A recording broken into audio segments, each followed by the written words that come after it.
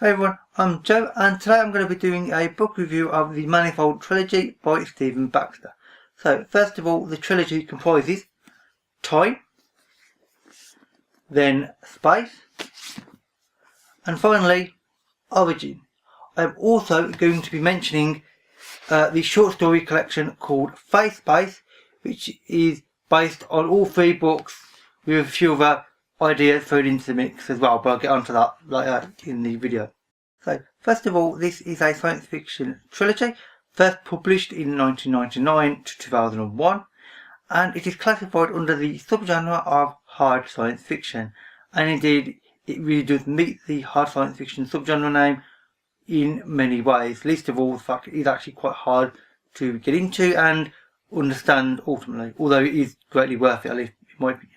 The reason for it being very easily classified as hard science fiction is because it is physics heavy, and that is to do with the main idea behind the trilogy title, the Manifold.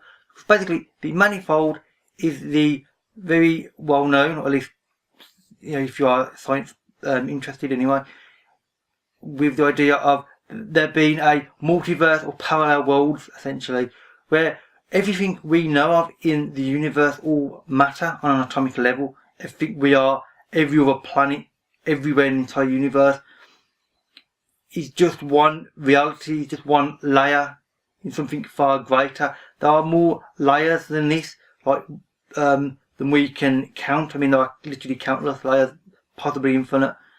And these layers are essentially very, very close together, and they're just sort of slightly off each other. And indeed, an analogy of this that I've considered would be, I'm not sure how good an analogy this is, however, is a television set, frankly, because a television set uses the same hardware, the actual physical TV itself, but then when you turn it on and watch the channels themselves, they are the different realities.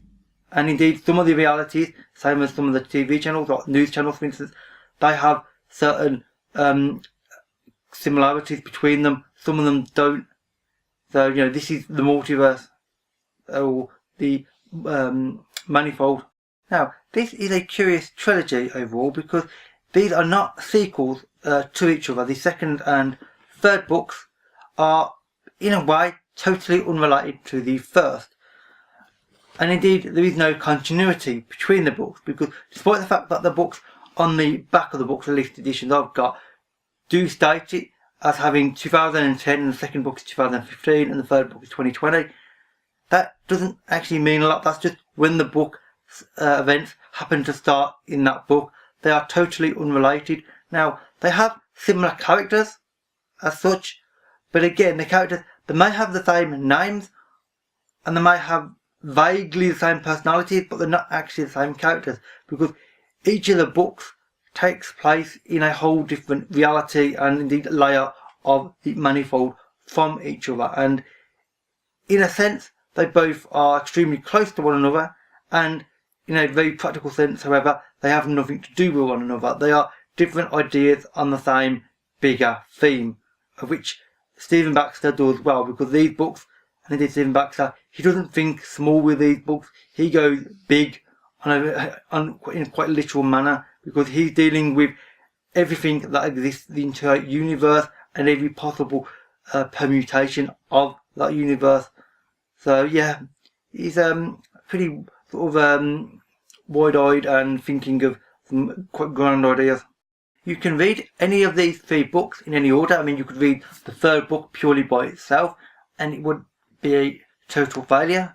But I would not recommend. I would recommend reading them in the order that the trilogy was published in, which is time, space, and then origin, purely because there is a greater, I won't say idea, but there's a greater sort of emphasis on a certain theme and a certain way of his thinking throughout the trilogy. Baxter starts off with time, and indeed I'll talk about the books individually now, with dealing with humanity's evolution into the future. This is made possible in the book by these weird blue gates, which make an appearance in both the other books as well. And through these gates we can see the far future of the universe, indeed obviously our particular part of it, because it only views through time and not through space. So we can't see the other side of the universe, for instance, in this particular circumstance. And this is particularly interesting to the first book because humanity is overstretching itself on Earth. We're running out of resources, and it leads to some quite interesting questions on what we are as people and what we could become. Now, the second book, Space, is dealing with a similar type of subject, although again it is in a similar universe but sort of totally unrelated in a technical sense. And in this, it's dealing with the fact that, as the name might imply, actual space, in particular the space that humanities want and need to survive.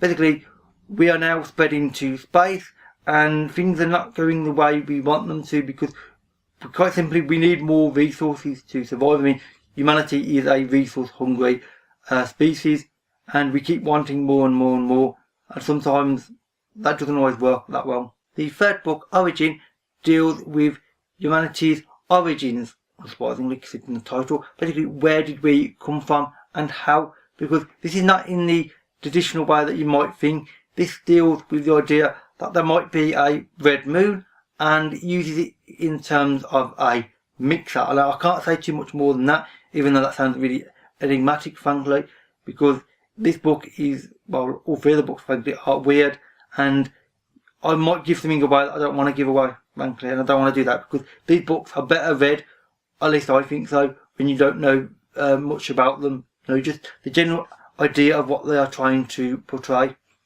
And as far as the fourth book in the trilogy, as such, you know, it's unrelated, and indeed you don't necessarily have to read this, but I did because I thought it would be quite interesting to read, and I am very glad that I did read it, because this has a series of short stories. Some of them are from each of the three books, some of them are not related to any of the three books in particular, and they are just general sort of stories on a vaguely similar theme. And this deals with, well, I can't say because they are short stories, but it does link things up quite well. One of the short stories in particular sort of links all three books, or at least gives the possibility of a way they could be linked, which was frankly quite interesting, and I'm very glad that I read this because it was quite interesting overall. So the three books feature the same set of characters roughly, although they are in different positions. For instance, all three books has the character called Reed Maliphant in them. However, Reed Maliphant is a different type of character in each book. For instance, in the first book, Time, Reed is essentially a Elon Musk type character, you know, a billionaire with seemingly endless resources. He's very much a tech guy, and he wants to see what the limits are, or indeed if there are limits. In the other books, he still plays the main character, but he's a very different person, because indeed he is a different character totally. He happens to be called the same name, but he's an alternative reality version of him. And indeed everybody else in the other two books are similar in some ways, but not really, because they are playing very different roles, which is a bit weird to get used to, especially when you get onto the second book and then you're expecting the characters to be the same, and then they're completely different in every single way, other than a few basic pieces of information. It's odd, but you do get used to it, and it does work, because this trilogy is about the grander ideas, not necessarily about characters, although it does do characters well, but they're more of a vehicle to explore the ideas more than anything else. But again, they are done well, as I said. So I would recommend this for fans of Stephen Baxter, as well as fans of hard science fiction. However, if you are new to either Baxter or hard science fiction, then I would not recommend you read this trilogy, actually, because this is quite difficult and tricky to get into, frankly.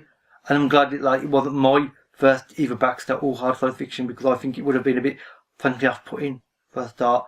Yeah, after you've read a few other books within either Baxter or the hard science fiction subgenre, then yes, this would be quite an interesting one. And you do need to have an interest in science and physics in particular, because this really does deal with some quite grand ideas, and it mentions quite large physics ideas on a fairly sort of sort of common basis. It assumes that you already know at least something about many physics ideas. So, with that said, that is actually it for this review. So, if you've read this trilogy or the short story collection, then please leave a comment and we can have a discussion. If you would like to read this, or indeed have any suggestions on other books that I might like based on these books, then again leave a comment and we can have a talk. And with that said, that is it for this review. So, thank you for watching and I'll see you another day. Bye for now.